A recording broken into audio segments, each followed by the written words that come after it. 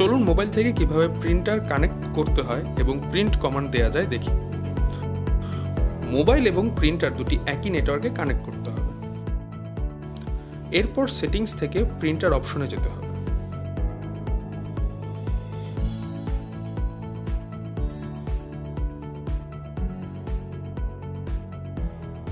যেহেতু আমাদের by ডিফল্টভাবে printer নেই, তাই অ্যাড সার্ভিসে যেতে হবে। প্রিন্টারের ব্র্যান্ড অনুযায়ী প্লাগইন ইনস্টল করতে হবে। এরপর ইনস্টল হয়ে গেলে ওপেন করতে হবে। ওপেন করা হলে যা পারমিশন চাইবে তা অ্যালাউ করে দিতে হবে। এখন প্রিন্ট অপশনে যেতে হবে আবার। এখানে আসলে দেখা যাবে প্রিন্টার অপশন চলে এসেছে। যদি প্রিন্টার এখানে না শো করে তাহলে অ্যাড করতে হবে।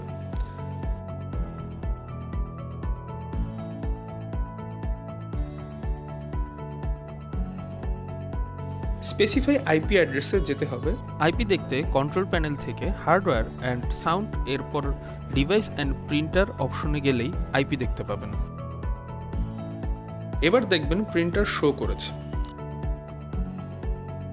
এবার ফাইলে যান এবং আপনার ডকুমেন্টটি প্রিন্ট করুন। প্রিন্টার সিলেক্ট করুন এবং পেজ সেটআপ করে প্রিন্ট প্রেস করুন।